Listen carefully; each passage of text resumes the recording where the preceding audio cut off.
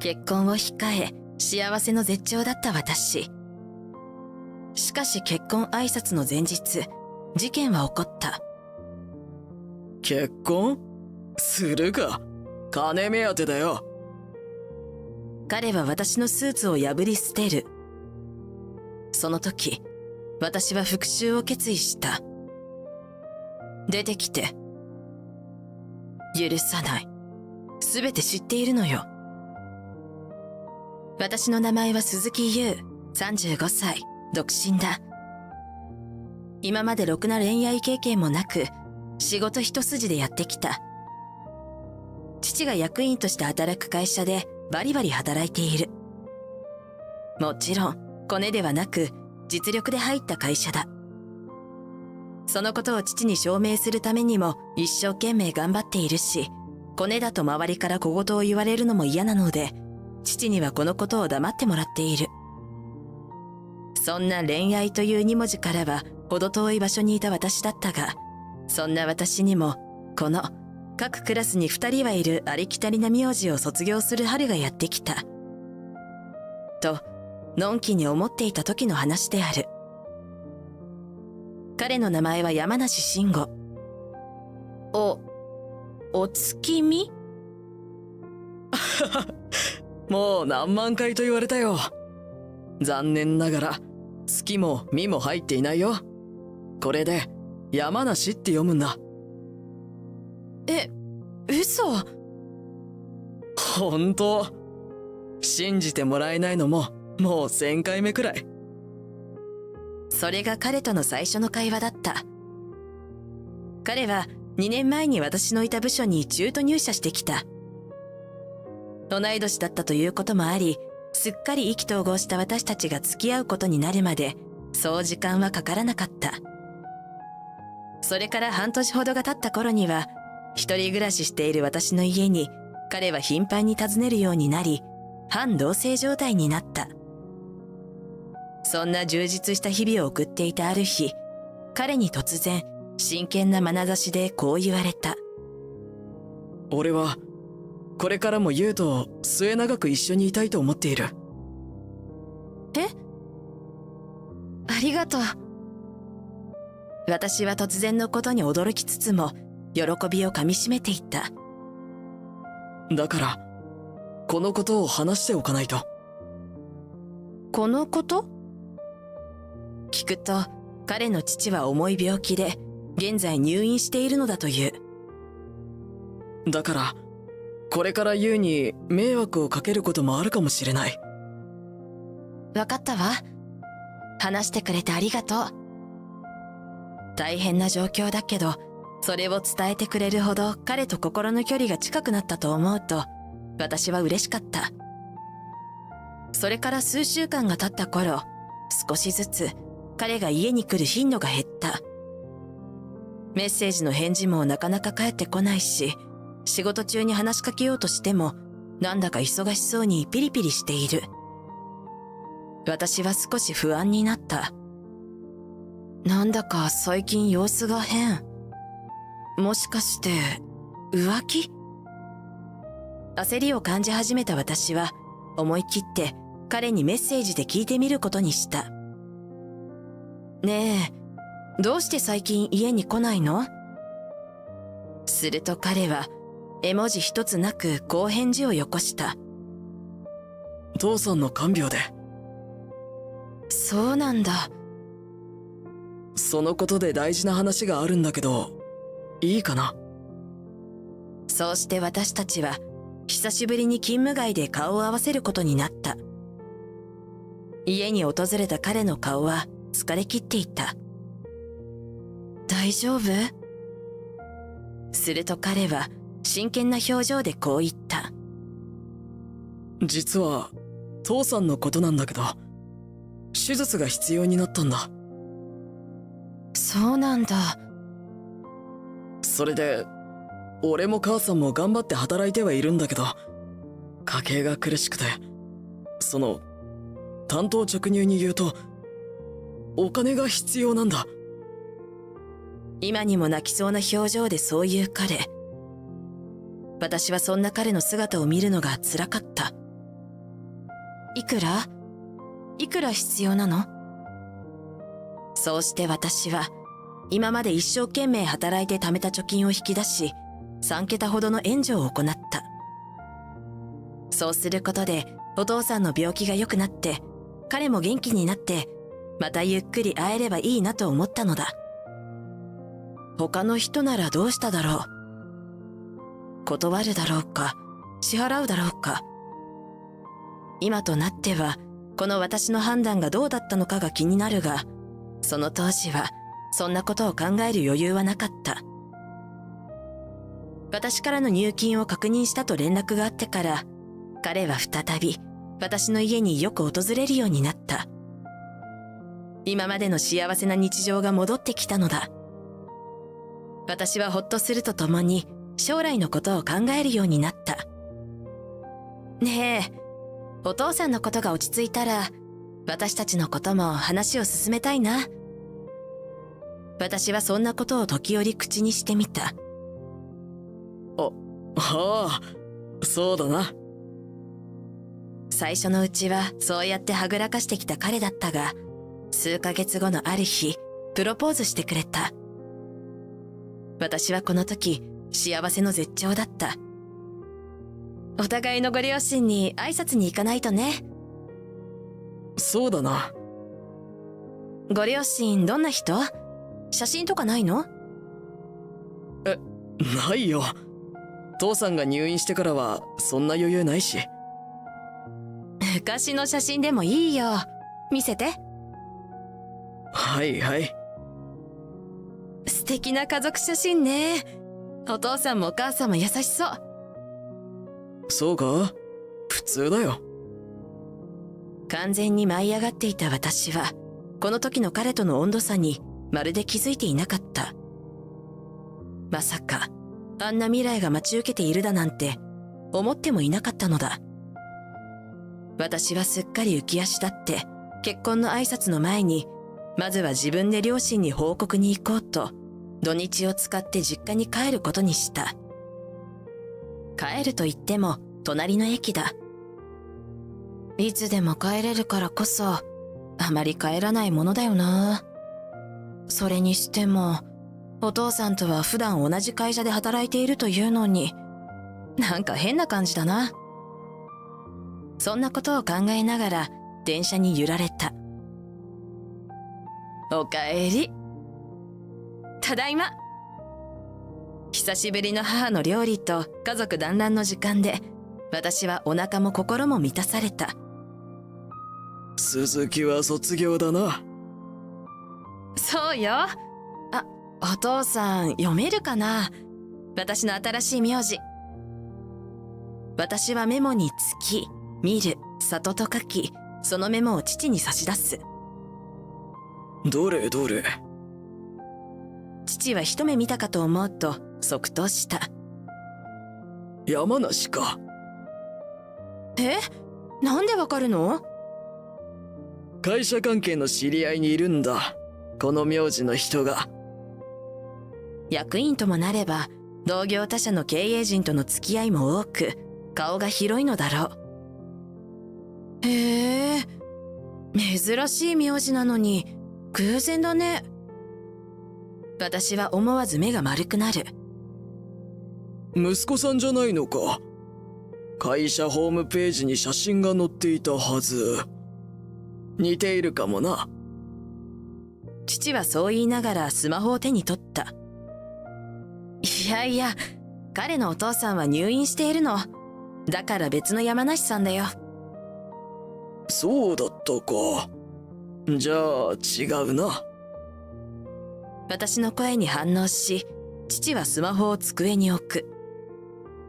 その時、スマホのロードが終わり、会社紹介ページの役員の顔写真がパッと開いた。私は少し見えたその写真を二度見する。ちょっと見せて。それは紛れもなく、あの日見せてもらった彼の家族写真に写っていた人だったのだ。入院っていうのは何だったの？私、お金まで払ったのに、どうなってるの？どうしたんだ？急にそんな青白い顔をして。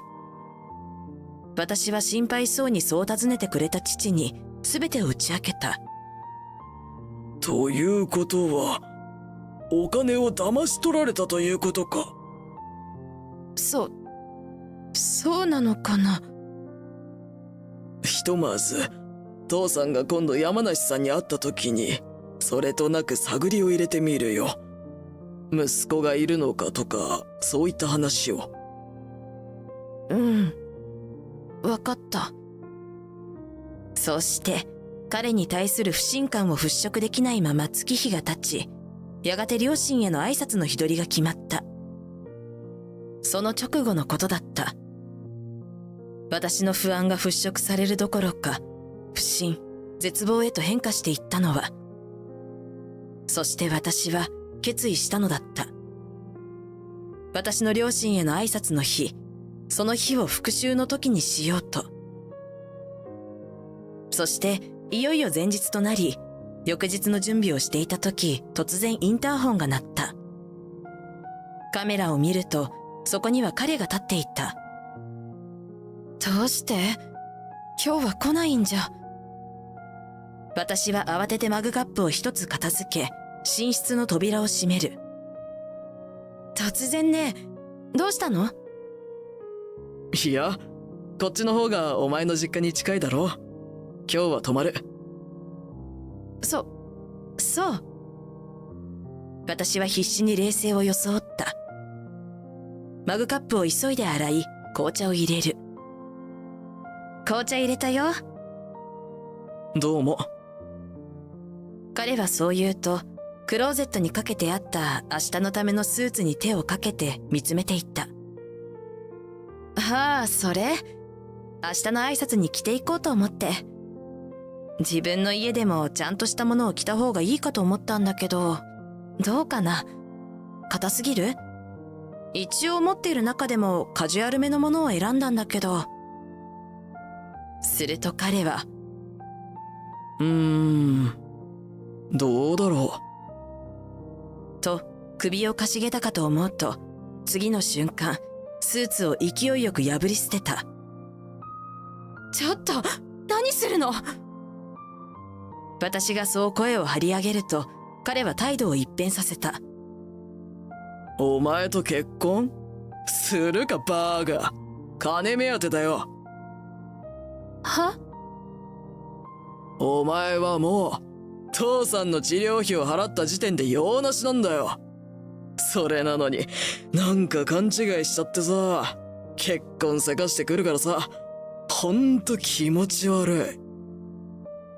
私はこの言葉に、復讐は明日じゃない、今日だと瞬時に作戦変更の判断を下した。大丈夫、私には味方がたくさんいるわ。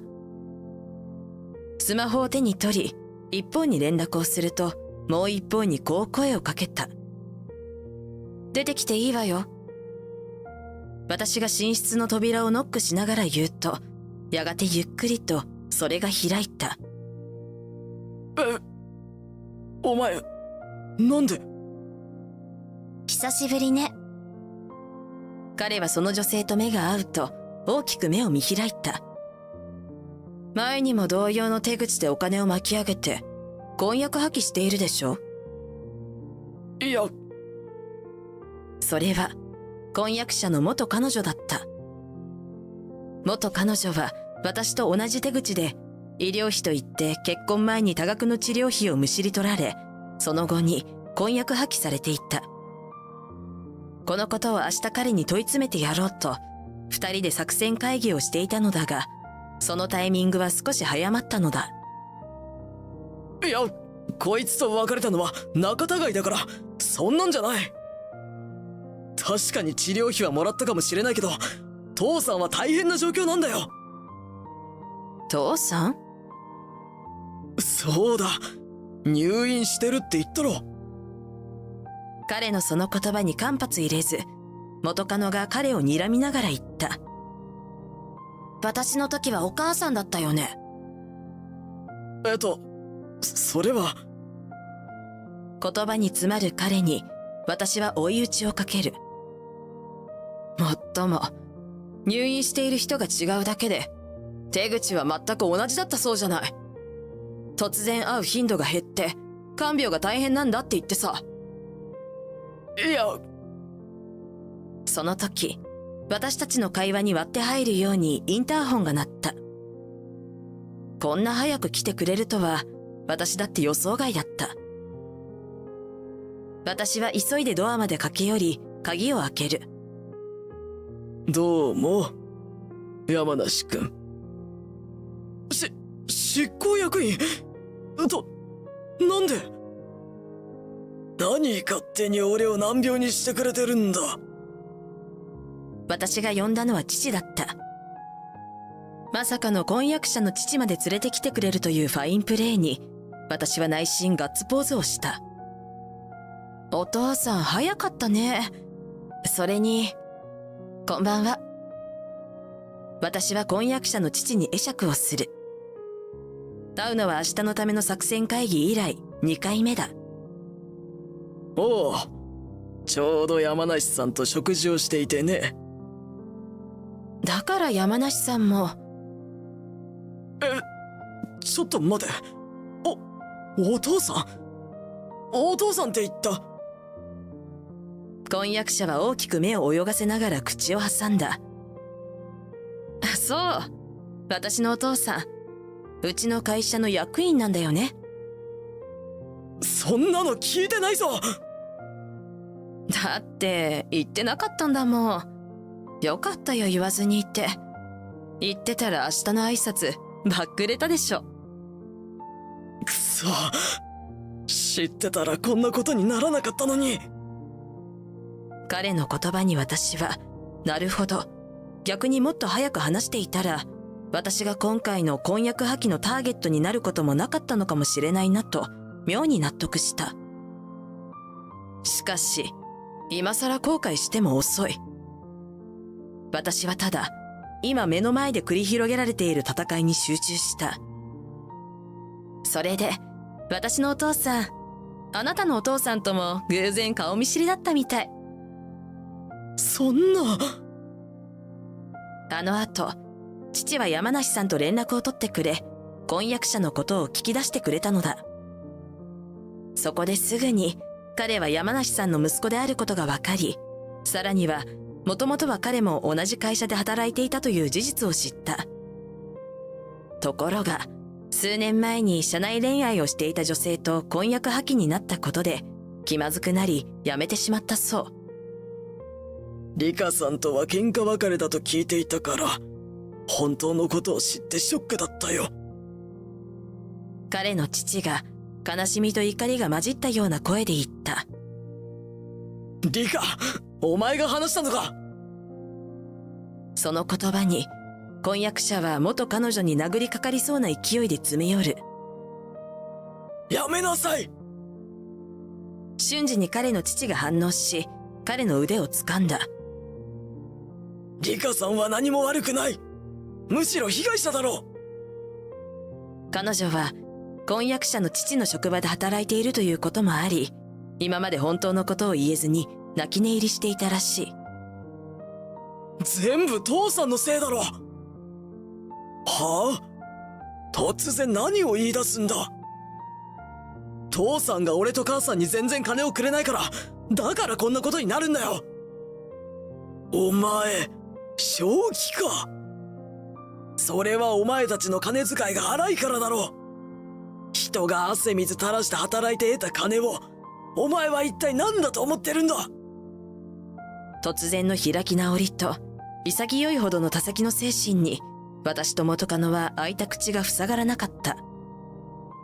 お前がやっていることは立派な詐欺だ。しっかりと慰謝料を請求させてもらうぞ。そんな私たちに代わって父たちがしっかりととどめを刺す。慰謝料？俺はただ金が欲しかっただけなのに、なんで払わなきゃいけないんだよ。何それ、本気で言ってる？この一言でこの人の本性が全て見えた気がした。人のことをお金を出してくれる機会としか思っていないようだ。絶対に請求するから、慰謝料。ひとまず今日は出て行って。私の言葉に彼はでもでもだってを繰り返していたが、問答無用で彼の父により引きずり出されていった。その後、私たちの婚約破棄は無事成立した。私は元婚約者に100万円の慰謝料と手術代として支払った分のお金を請求した。父の力が働いたのか、元婚約者が気まずさに耐えられなくなったのか、しばらくして元婚約者は静かに退職して消えていった。そういえば元カノもしっかりと慰謝料を請求したらしい。ちなみに医療費として受け取ったお金であの人は母と散財していたよ。元婚約者の父もそれに呆れ、離婚という決断に至ったらしい。金銭感覚はなかなか変わらないというが、あの人はこれからやっていけるのだろうか。いや、これは心配なんかではなく、単純な疑問だ。元婚約者の父は、あれからも私たち家族のことを気遣ってくれ、何度か私たち親子を食事に誘ってくれた。それからなんと、私と元彼女は今回のことで意気投合し、今では大切な友人の一人である。これらの素敵な出会いを与えてくれたことだけは、あの人に感謝してやってもいい。そんな周りの人のサポートのおかげもあり、私はすぐに立ち直り、今まで以上に仕事に精を出した。その結果、自分の手で昇格をつかんだのだ。よし、忘れ物ないね。今日も気合を入れて、スーツに袖を通す。